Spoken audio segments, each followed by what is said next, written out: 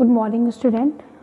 आज हम लोग एंजाइम लेक्चर है जो बायोमॉलिक्यूल का ही एक पार्ट है, ठीक है। इसमें हम लोग इसके पहले हम लोग जो है lipid, amino acid, protein, carbohydrate, ठीक है, और कार्बोहाइड्रेट के बाद हम लोग उसमें मोनोसैकेराइड, ओलिगोसैकेराइड, पॉलीसैकेराइड के बारे में डिटेल से स्टडी किया।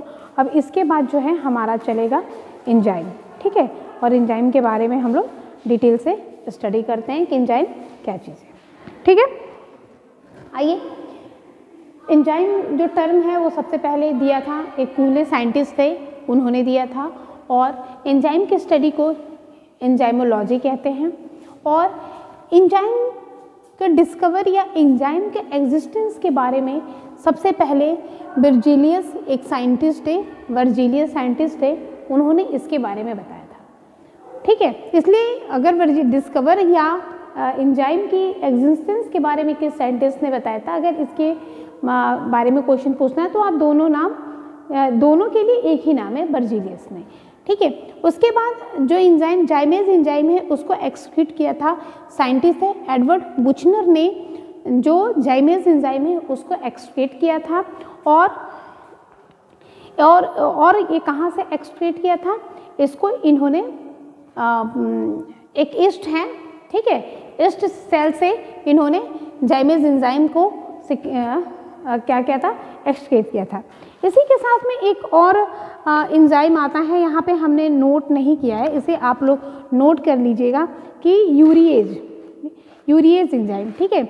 यूरिएज एंजाइम जो थे एक जेम्स सुमनर नाम के साइंटिस्ट थे, इसको लिख लिए जेम्स, यहाँ पे सुमनर, जेम्स सुमनर ने यूरिएज एंजाइम को उन्होंने क्या किया था, एक्सट्रैक्ट किया था। जैसे कि एडवर्ड बुचनर ने आपके जाइमोस को किया था, वैसे ही सुमनर ने आपके यूरिएज एंजाइम को एक्सट्रैक्ट किया था, ठीक है। प्रॉपर्टीज ऑफ एंजाइम देखिए, जितने भी एंजाइम हैं मोस्टली एंजाइम जो होते हैं वो प्रोटीनेशियस इन नेचर होते हैं, ठीक है। लेकिन कुछ एंजाइम को छोड़ करके, जैसे राइबो एंजाइम, एक और एंजाइम है राइबोन्यूक्लियेज, यहाँ पे नोट कर लीजिएगा, राइबोन्यूक्लियेज, ठीक है। इसके साथ एक एंजाइम है आपका, उसका नाम है पेप्टाइडल ट्रांसफेरेज, ठीक है। पेप्टाइडल ट्रांसफेरेज एंजाइम होता है, वो भी आपका जो है प्रोटीनेशियस इन नेचर का नहीं होता है। ये सभी के सभी क्या होते हैं, न्यूक्लिक एसिड के बने होते हैं, ठीक है। आगे आते हैं इंक्रीज रेट ऑफ रिएक्शन। देखिए, जो एंजाइम होते हैं वो जिस भी मतलब रिएक्शन में यूज़ किए जाते हैं उनकी रिएक्शन रेट को बढ़ा देते हैं, और इसी वजह से इनको ऑर्गेनिक कैटालिस्ट कहते हैं, ठीक है। और ये रिएक्शन रेट को बढ़ा देते हैं, लेकिन ये एक्टिवेशन एनर्जी को कम कर देते हैं, उस रिएक्शन के एक्टिवेशन एनर्जी को कम कर देते हैं। कैसे करते हैं ये भी हम आगे और डिटेल से पढ़ेंगे, तो वहाँ डिटेल से स्टडी करेंगे। फिर डू नॉट कंज्यूम, और देखिए जो एंजाइम होते हैं वो रिएक्शन में कंज्यूम नहीं होते हैं, रिएक्शन के लास्ट में जब प्रोडक्ट बन जाता है तो उसके साथ में रीजनरेट होते हैं। जैसे यहाँ पे हमने देखा है एंजाइम प्लस सब्सटेंस, जब एंजाइम और सब्सटेंस आपस में रिएक्शन करते हैं तो क्या बनता है, एंजाइम सब्सटेंस कॉम्प्लेक्स का फॉर्मेशन होता है, और फिर बाद में ये एंजाइम जो होते हैं आपके बाहर रीजनरेट हो जाते हैं और प्रोडक्ट बन जाता है। फिर इस एंजाइम का अगेन हम फिर रीयूज़ कर सकते हैं, फिर से इसको हम किसी भी रिएक्शन में डाल करके जिस रिएक्शन के लिए है उसमें फिर से इसको यूज़ कर सकते हैं, ठीक है। Next after the reaction, next type of enzyme. Enzyme क्या है, on the basis of secretion, secretion के बेस पे एंजाइम मेनली 2 टाइप के होते हैं। पहला आपका जो एंजाइम होता है वो एक्सो एंजाइम होता है, एक्सो एंजाइम कह लीजिए या एक्स्ट्रा सेलुलर एंजाइम कह लीजिए, कि ऐसे एंजाइम जो सेल के बाहर सिक्रीट होते हैं, सेल के अंदर सिक्रीट नहीं होते हैं, ऐसे एंजाइम को हम लोग क्या कहते हैं, एक्सो एंजाइम या एक्स्ट्रा सेलुलर एंजाइम कहते हैं।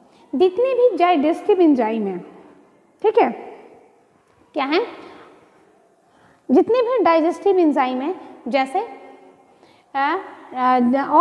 जैसे पेप्सिन, ट्रिप्सिन, ये सभी की सभी क्या हैं, ये एंजाइम जो होते हैं, जितने भी एंजाइम हैं वो आप देखेंगे तो एलिमेंट्री कैनाल में सिक्रीट होते हैं, ठीक है, और फूड को क्या करते हैं, डाइजेस्ट करते हैं, ठीक। लेकिन कोई भी सेल के अंदर डाइजेस्ट नहीं, सेल के अंदर सिक्रीट नहीं होता है, ये सभी के सभी एलिमेंट्री कैनाल में सिक्रीट होते हैं।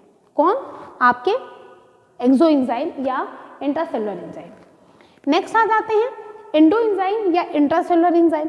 ऐसे एंजाइम जो कि आउट ऑफ द सेल नहीं, इनसाइड द सेल, सेल के अंदर सिक्रीट होते हैं, उनको हम लोग क्या कहते हैं, उनको एंडो एंजाइम या इंट्रासेलुलर एंजाइम कहते हैं।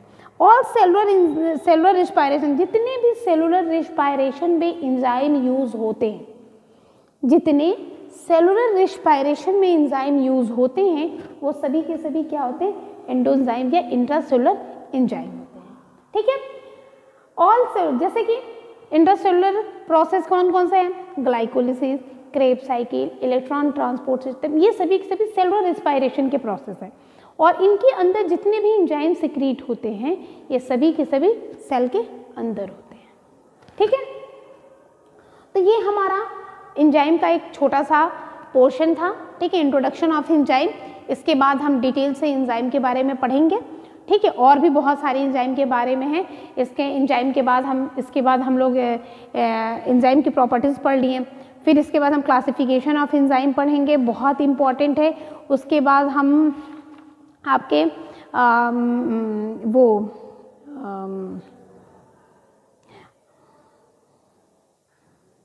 मिकेल एंड मेंसल इक्वेशन के बारे में डिटेल से स्टडी करेंगे हम लोग, जिसमें लॉक एंड की मॉडल्स हैं, ठीक है, बहुत सारे मॉडल्स हैं जो दिए गए हैं, उनको हम लोग स्टडी करेंगे एंजाइम में, ठीक है। तो थैंक यू, आप लोग इसी तरह अपना नोट्स बनाते रहिए, पढ़ाई करते रहिए, तब तक के लिए थैंक यू।